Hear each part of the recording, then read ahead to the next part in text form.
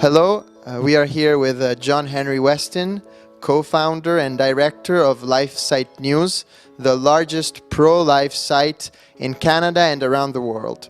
Dr. Westen, the pro-life cause in the past was fought by small groups in different places around the world. But in the recent times, these groups are uniting, and these groups are creating an international force.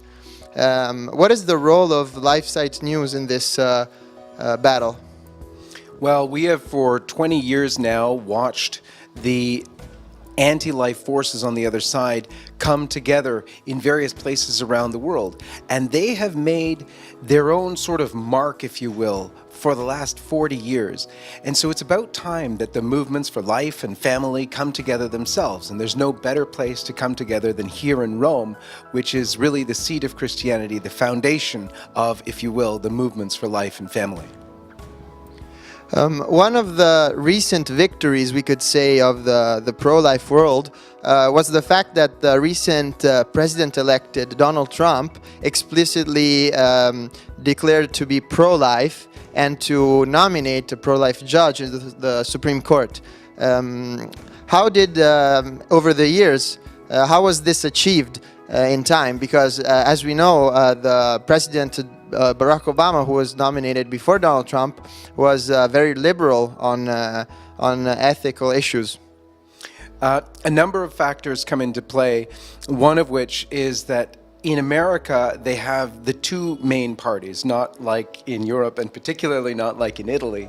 They have the two main parties, the Republican Party and the Democrats. And the Democrats, at least for the last 30, 40 years, have been typically pro-abortion, and the Republicans have been, at least in their own policies, strongly pro-life. So you have this almost as a sine qua non of the Republican Party, and therefore, hopefully, of the Republican leader.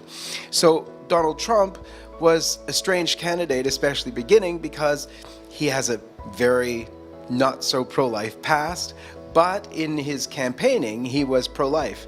And he did something that perhaps surprised many, even on the inside of the pro-life movement. He appointed very many pro-life individuals into his administration. And I think for that reason, it's a very strong show for pro-life. In fact, the Family Research Council did a poll after the election to see why so many Americans voted for Donald Trump. And in fact, in 60% of the cases, those who voted for Donald Trump voted for him also because of his pro-life stand. And finally, we would like to ask you a question on the role that the Catholic Church can play in the pro-life battle, because we are here in Rome right now, and Rome is the center of the Catholic Church, and we know that the Catholic Church, in its doctrine, always, since its beginning, promoted pro-life values, obviously, and the natural law has an extremely important part in the life of the Church. So we also know, though, that in the recent times, especially in the last years, it happened that many bishops and all a part of the Church is kind of getting away from the pro-life battle and is also getting against the pro-life battle. How can we work with that? Well, first of all, the Church, for her part, is the seed, if you will, of all pro-life teaching. It's from the Catholic Church, in fact, that the pro-life movement gets its most basic teachings and understanding on the value of life, the sacredness of life, the sacredness of the family.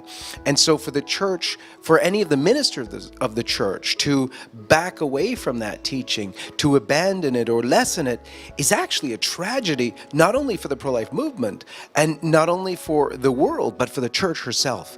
It's not being faithful to Jesus Christ. In Evangelium Vitae, John Paul II's great work on the gospel of life, he said that the pro-life values must be taught constantly and courageously. And so when various prelates, various priests refuse or back away from because it's politically incorrect, they're really betraying Jesus Christ.